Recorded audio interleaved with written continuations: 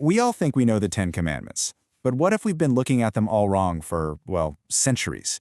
Let's take a closer look at this ancient code, not as some restrictive list of rules, but as something else entirely, a blueprint for human flourishing. First, you have to picture the scene. This is not some quiet, peaceful moment. It is absolutely terrifying. You've got an entire nation, maybe 2 million people, standing at the foot of a mountain that's literally on fire and shaking.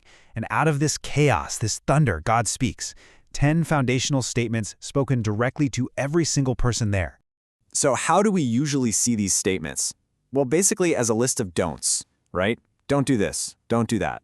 Just a set of ancient, stuffy prohibitions designed to keep people in line. But what if we have it completely backwards? What if each commandment isn't a restriction at all, but a protection?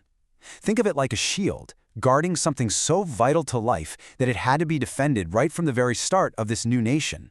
To really get this, we have to understand the context. This wasn't just some random list dropped out of the sky.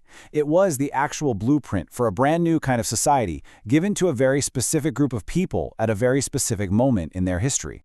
And who were these people? They had just come out of 400 years of slavery in Egypt. I mean, think about that. That's way longer than the United States has even existed. Their entire worldview, how they thought about power, gods, even their own self-worth, was shaped by centuries of brutal bondage. So here's their journey. They go from slavery to freedom, and now they're standing in the middle of a desert, having never once governed themselves. These commandments aren't just minor adjustments. They are the architectural drawings for a civilization that doesn't even exist yet. And this blueprint, it has a really clear structure. Let's start with the first 4 commandments. These set up what you could call the vertical relationship, the one between the people and God. So the very first command starts with God introducing himself. I am the Lord your God, who brought you out of Egypt. See, this isn't about some divine ego trip. It's a reminder. It's about protecting the people's connection to the one and only being who could actually set them free. To worship anything else would be like cutting the cord to the very source of their newfound freedom. Now, think about idols in the ancient world. People didn't think the little statue was the god. They saw it as a handle, a way to control the gods. You do the right ritual, you say the right prayer, and the god owes you. This commandment protects God from being shrunk down into something manageable, something transactional. Because, let's be honest, a god you can control is a god who's way too small to save you. We usually think this one's just about not swearing, but the original Hebrew is so much deeper. It says, do not carry the name of the Lord your God into emptiness. This is about protecting against attaching God's authority to a lie, a false promise, or some manipulative agenda. It's a shield for the integrity of truth itself, the very foundation of justice and communication. In a world where slaves worked until they dropped, the idea of a mandatory weekly day of rest for everyone, and that includes servants, foreigners, even your animals, was absolutely revolutionary. The Sabbath protects this radical idea that a person's value is not based on their productivity. It guards human dignity. Rest isn't a reward you earn, it's a right you're given. Okay, so those first 4 commandments protect that vertical connection with God. Now, the next 6 shift to the horizontal plane. These are all about how people relate to each other. The Hebrew word for honor here actually means to treat as heavy or weighty. So this is about way more than just kids obeying their parents. It's about adults giving real significance and weight to the older generation. And why is that so important? Because it protects the way wisdom, values, and knowledge get passed down. When that chain breaks, civilization itself starts to fall apart. All right, for this next one, we need to get a little technical because the specific Hebrew word used here is absolutely critical. The word is ratzak. It doesn't just mean to kill in general. It specifically means murder, the unlawful, premeditated taking of a human life. There are other words in the language for killing in war or for capital punishment. This is different. So, the command is, you shall not murder. And what's being protected here, it's not just a life, it's the sacred image of God that every single human being carries. To murder someone is an act of desecration, it's an attack on the one who made them. This command protects that divine spark in every single one of us.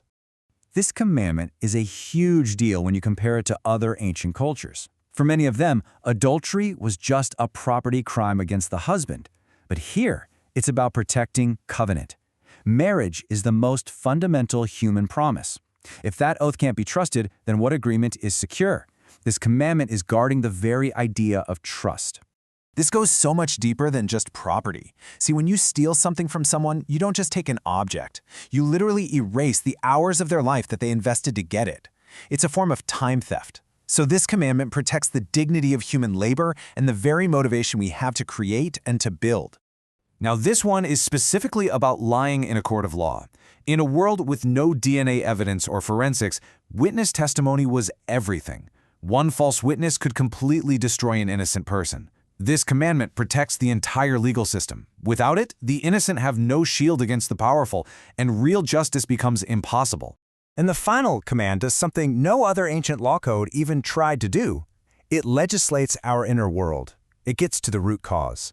See, coveting isn't just wanting something. It's a desire that grows into a fixation. This is the seed. And from that seed, the fruit of theft, adultery, and even murder can grow. This command stops the problem before it even starts.